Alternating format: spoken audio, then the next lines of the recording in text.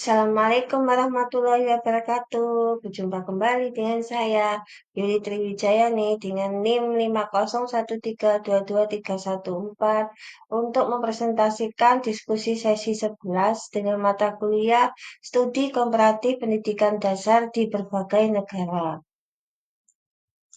Pertanyaan poin 1. Model pembelajaran terpadu yang paling relevan dengan kurikulum Indonesia saat ini. Dalam literatur pembelajaran terpadu terdapat 10 model menurut Fogarty.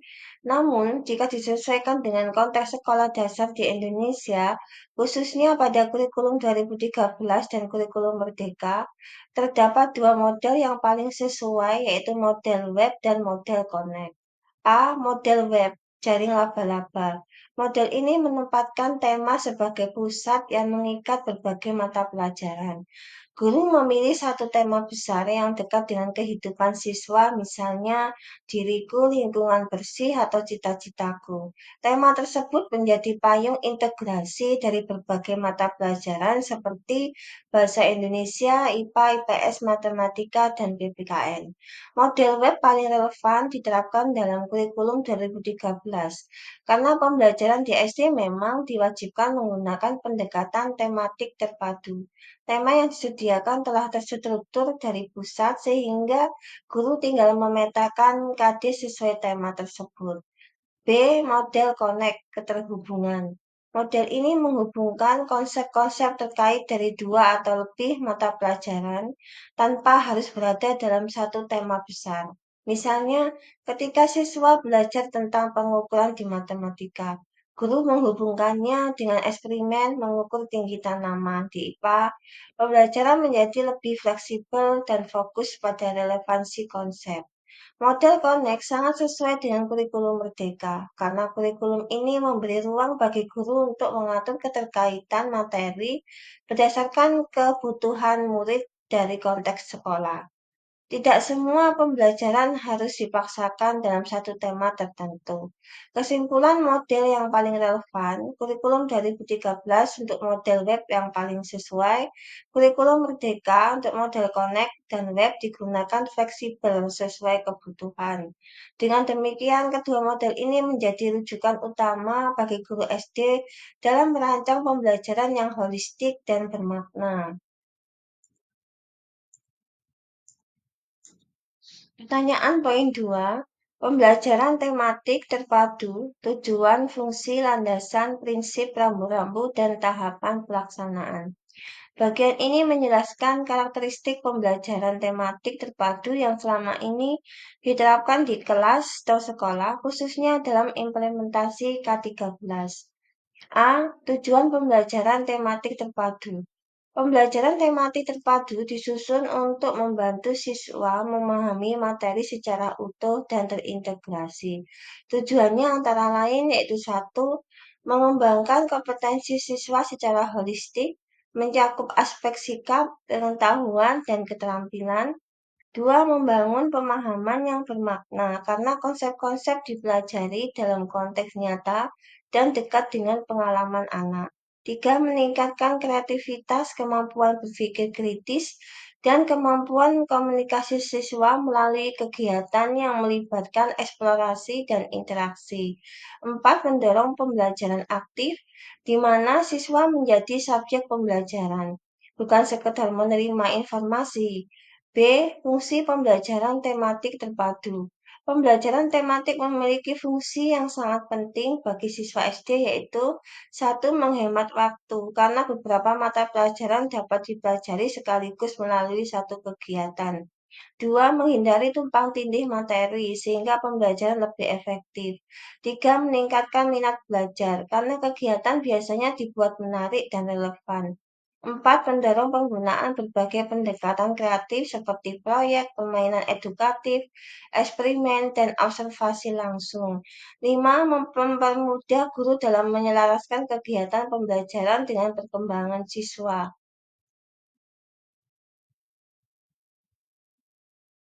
C. Landasan pembelajaran tematik terpadu didasarkan pada 1. Landasan filosofis, yang menyatakan bahwa anak belajar lebih baik melalui pengalaman langsung dan konteks nyata. Dua, landasan psikologis yang menekankan bahwa anak SD berada pada tahap berpikir konkret, sehingga membutuhkan pembelajaran yang konstekstual dan terintegrasi. Tiga, landasan pedagogis bahwa pembelajaran harus berpusat pada siswa dan mendorong aktivitas. Empat, landasan yuridis yaitu regulasi kurikulum 2013 yang menetapkan pembelajaran tematik pada kelas 1 sampai 6 SD. D. Prinsip-prinsip pembelajaran tematik terpadu yang berpegang pada beberapa prinsip sebagai berikut, yaitu satu, relevansi tema dengan kehidupan siswa sehingga pembelajaran bermakna. Dua, integrasi antara kompetensi bukan sekedar penggabungan materi. Tiga, pembelajaran berpusat pada siswa mendorong partisipasi aktif. Empat, pemanfaatan berbagai sumber belajar, baik dari sekolah maupun lingkungan sekitar. 5. Penilaian otentik, menilai proses dan hasil melalui unjuk kerja, proyek, portofolio, dan refleksi. E.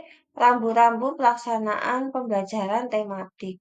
Agar pembelajaran tematik berjalan efektif, guru harus memperhatikan beberapa rambu berikut, yaitu satu, tema dipilih sesuai tingkat perkembangan siswa dan memungkinkan integrasi berbagai KD. Dua, aktivitas pembelajaran harus mencakup pengalaman langsung, eksplorasi, diskusi, dan pemecahan masalah. Tiga, penilaian harus berlangsung sepanjang proses pembelajaran, bukan hanya pada akhir. Empat, guru harus menyusun rencana pembelajaran secara sistematis, mulai dari pemetaan KD, tujuan, kegiatan, hingga asesmen. Lima, dokumentasi pembelajaran seperti jurnal, portofolio, dan karya siswa harus diperhatikan. F. Tahapan pelaksanaan pembelajaran tematik. Secara umum mencakup satu tahap perencanaan. Guru menganalisis KD, memilih tema, menyusun tujuan pembelajaran, menyiapkan media dan sumber belajar, serta merancang asesmen. Dua tahap pelaksanaan. Dilakukan melalui tiga bagian besar, pendahuluan, persepsi, motivasi, pengenalan tema. Kegiatan inti, eksplorasi, elaborasi, eksperimen, diskusi kelompok, pemecahan masalah, dan presentasi. Penutup, refleksi, penyimpulan, umpan balik, dan tindak lanjut. Tiga, tahap penilaian. Penilaian formatif dan sumatif dilakukan secara autentik melalui produk, proyek, penampilan, portofolio, catatan observasi, dan tes. Untuk pertanyaan poin 3, perbedaan kurikulum tematik terpadu K13 dan kurikulum merdeka serta implementasi di sekolah SDN Ujung 13.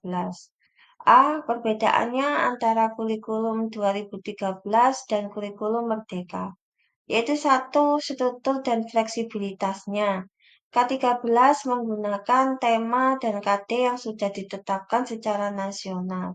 Guru hanya menyesuaikan dengan kondisi kelas.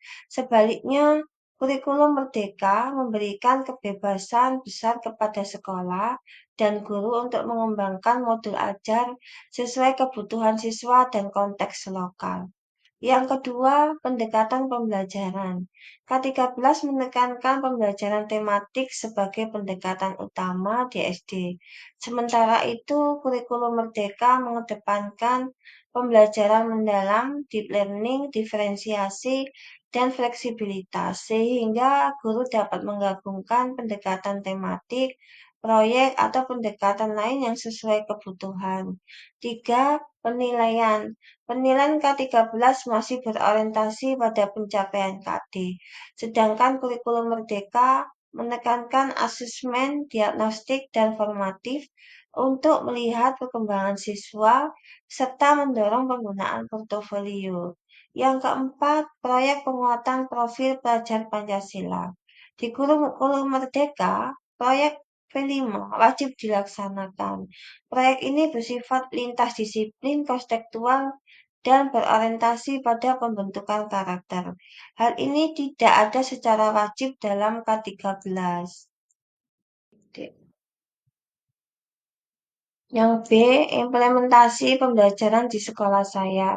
Pelaksanaan pembelajaran di sekolah saya dapat dilihat dari dua kemungkinan, yaitu satu, sekolah masih menerapkan K13. Pembelajaran tematik terpadu dilaksanakan sepenuhnya. Guru perlu menggunakan tema secara konsisten, mengintegrasikan KD dari berbagai mapel ke dalam satu rangkaian kegiatan tematik, menyusun perangkat pembelajaran secara terstruktur, yaitu RPP, pemetaan KD, media belajar, melakukan penilaian autentik melalui proyek kecil, unjuk kerja, dan portofolio, mengadakan kegiatan berbasis lingkungan sekolah seperti observasi tanaman, menjaga kebersihan kelas, atau membuat karya seni dari bahan alam. Yang kedua, sekolah mulai menerapkan kurikulum merdeka. Guru memiliki kebebasan lebih besar dalam menentukan alur pembelajaran, yaitu menyusun modul ajar sesuai karakteristik siswa di sekolah saya, melaksanakan proyek P5 seperti pengelolaan sampah sekolah, budaya lokal, atau kewirausahaan sederhana, menekankan pembelajaran berbasis proyek dan kegiatan nyata, menggunakan asesmen formatif harian untuk mengetahui perkembangan siswa, menerapkan pembelajaran berdiferensiasi sesuai kesiapan, minat, dan profil belajar siswa. Contoh implementasi tematik atau proyek di sekolah saya, misalnya tema lingkungan bersih dan sehat.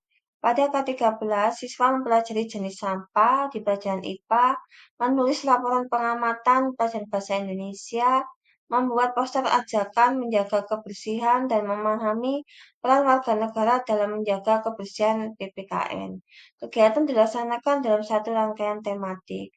Untuk pada kurikulum merdeka, proyek P5, siswa membuat program kampanye kebersihan sekolah, siswa mengidentifikasi masalah sampah di sekitar kelas, dan siswa bekerja kelompok membuat solusi dan mempresentasikannya. Guru menilai keterlibatan kerjasama dan kreativitas melalui portofolio dan jurnal refleksi. Dengan kesimpulan, model pembelajaran terpadu yang paling sesuai untuk SD di Indonesia adalah web pada kurikulum 2013 dan Connect pada kurikulum Merdeka.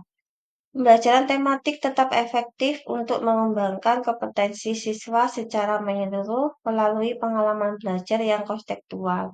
Perbedaan utama kedua kurikulum terletak pada fleksibilitas, pendekatan pembelajaran, dan asesmen. Namun sama-sama berorientasi pada proses belajar yang aktif, bermakna, dan relevan. Implementasi di sekolah menunjukkan bahwa kedua pendekatan mampu mendukung pembentukan karakter, kreativitas, dan keterampilan abad 21. Terima kasih. Demikian presentasi diskusi 11. Assalamualaikum warahmatullahi wabarakatuh.